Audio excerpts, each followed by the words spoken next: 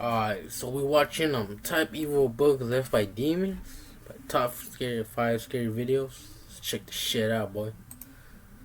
When walking through your local library, you can find a variety of books by a variety of authors. Everything from fantasy novels to cookbooks are at your fingertips and available for you to take home and peruse. However, there are some books whose authors are so awful and so terrible that they should not be read by anyone. And I'm not just talking about Atlas Shrugged. Hello, I'm Andrew Boyd, and though I'm not sure if the story of my life would be classified under science fiction or horror, I do have other stories you may find interesting. Prepare to enter a new chapter of your life where you are aware of the top 5 evil books left behind by demons. Number 5, the Necronomicon. To ease our way into this list, let's begin with a supposedly completely fictional book created by the famous writer H.P. Lovecraft. Also referred to as the Book of the Dead, the Necronomicon appears in several of Lovecraft's stories where it was supposedly written in the early 1700s by an Arabic man named Abdul al-Hazrad, who was a devotee of the demonic deities Yog-Sothoth and Cthulhu, before he was apparently horribly devoured by an invisible demon in front of a presumably very confused and very terrified crowd. After this, the work was apparently translated and passed down over the years, having versions made in Greek, Latin, and English, while simultaneously being banned by various political and religious figures throughout history. Lovecraft was very sparing with the details about the contents and appearance of the book, believing that the mystery made it more frightening, though sections of it are quoted in his stories, such as the famous couplet appearing in The Nameless City, which goes, "That is not dead which can eternal lie, and with strange aeons even death may die." Over the years, Lovecraft was asked several times if the Necronomicon was in fact a real book, but he would always answer that it was not, and that the idea came to him in a dream. Of course, a number of paranormal enthusiasts believe that this dream was actually a vision given to Lovecraft by the demonic entities, and over the years, many famous libraries who people believe are hiding copies of the book, such as the Vatican Library, often receive requests from eager readers wanting to know the secrets of life and death, supposedly enclosed within the pages of the Necronomicon. The Book of the Dead appears in many other works of fiction,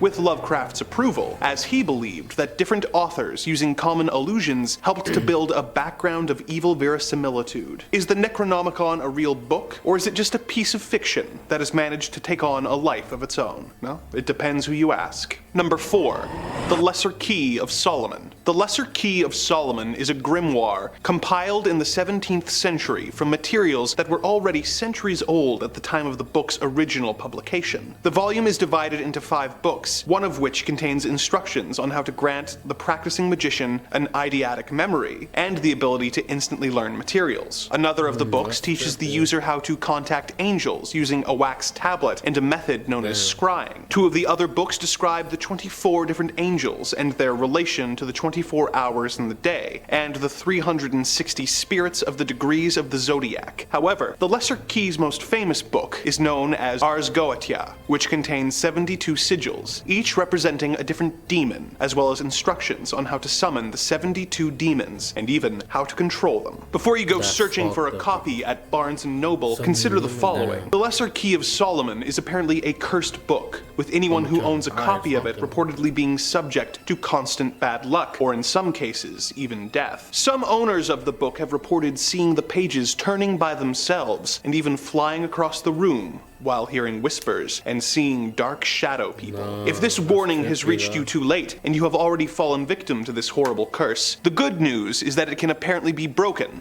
by burning all the pages and disposing of the ashes. No one knows for sure who wrote the Lesser Key of Solomon. Some of course believe that it was written by King Solomon himself as a gift for his son, but others believe that it was actually dictated by some of the 72 demons in order to give themselves a means of crossing over to our world. Whoever actually wrote it, I hope that it was done with the purpose of helping us control the dark forces that are knocking on the door of reality, and not the other way around. Number 3, the Book of Soiga. This 16th century treatise on magic, written in Latin, came into the possession of the former advisor of Queen Elizabeth I and famous mathematician, astrologer, alchemist, and occultist John Dee in the year 1580. The book was filled with spells and instructions on how to summon demons, but most curious of all were the several pages which were covered in more than 40,000 letters, all seemingly distributed at random. John Dee spent 2 years trying to crack the code that would allow him to read the book, but could not. In 1582, his colleague and fellow occultist Edward Kelly offered to perform a seance using a special mirror which would allow the Archangel Uriel to speak through him. They performed the ritual, with Dee recording the dialogue between himself and the angel in his spiritual diaries. Dee began the conversation by asking, "Is my Book of Soiga of any excellency?" The angel replied in Latin that the pages of the book were indeed special and were revealed to Adam by the good angels of God in the Garden of Eden. When asked if he could help them translate the tablets of letters which comprised the final 36 pages of the book, the angel responded that only the Archangel Michael had the power to decipher it. Dee would spend several more years failing to decipher the final pages of the book, while concerned at the rumors that the book was cursed and would bring death to anyone who translated it within 2.5 years. The book eventually went missing and was considered lost to history, with the only references to it being in Dee's various diaries. This changed in 1994 when a John Dee scholar searched the British Library. It had been searched many times before, but all the previous searchers had made the mistake of looking for it under the letter S for Soiga, instead of using the book's alternate title described in one of Dee's diaries, Alderia Sive Soiga Vocor. The scholar found 2 copies of the book using this method. In 2006, a mathematician was able to use a computer to analyze the 46,656 letters of the tables and discover the different keyword that each coded page used. This also revealed that the spelling errors between the 2 books proved that they were both actually copies of an even older text of unknown origin. The author of these texts is still unknown, and though the supposed angel said it was dictated to Adam by angels, the idea of angels in the Garden of Eden teaching Adam how to summon demons seems inconsistent with the established biblical lore. Is this supposedly cursed coded grimoire actually authored by some sinister and malevolent force? And what purpose was the book intended to fill? The more we learn about this book, the more mysterious it seems to get. Number 2,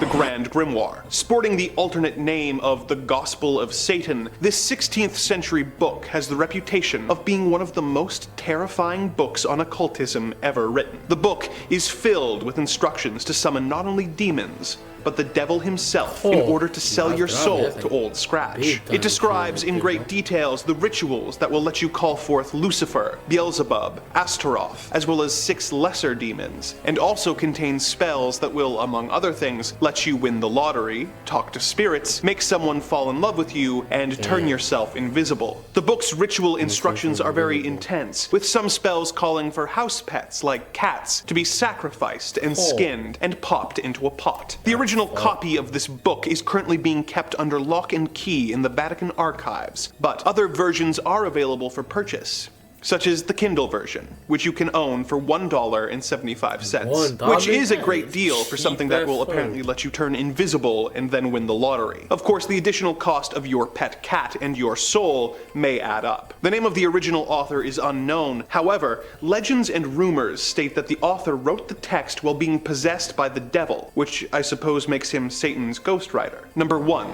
the Voynich Manuscript. The Voynich manuscript is a coded book that was believed to have been written at some point in the early 15th century. It was discovered in a locked chest in Rome in the year 1912, and deciphering its history and, more importantly, its meaning has been a goal of several different scholars for many years before and since. Its first known owner was believed to be Rudolph II. Rudolph apparently thought that the mysterious book had been written by Roger Bacon, and purchased the book for a huge amount of money, roughly 600 ducats of gold. The first 100% confirmed owner of the text was an alchemist named George Barish, who found the mysterious book in his personal library, unsure of its origin. It was passed from him to a variety of scholars, emperors, and officials, all of whom failed to decipher its bizarre text and illustrations. Several of the world's best cryptographers from the First and Second World War have tried to decipher its 240 pages, and have not found any way to read the book. Some of the pictures include detailed sketches of plants that are not found in nature, and zodiac signs. As you might expect, there are several theories about the purpose and the author of this book, with some believing that it was a herbology text written in a lost shorthand, and others having more outlandish theories that it was created by aliens from another world. One theory is that the book was written by either a demon or the devil himself, and that anyone who manages to translate its contents will unleash a curse upon the world. A theory they believe is bolstered by the fact that several people who have attempted a translation have gone on to suffer several years of bad fortune. Whether the origin of this book is human or demonic in nature, it is still the most mysterious and curiosity-inducing book in human history. With that,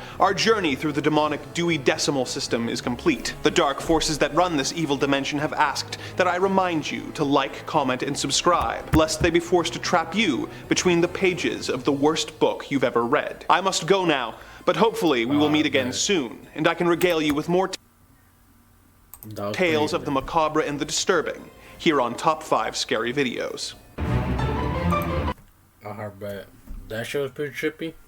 Some of that show was pretty fucked up, not gonna lie. Thanks for watching.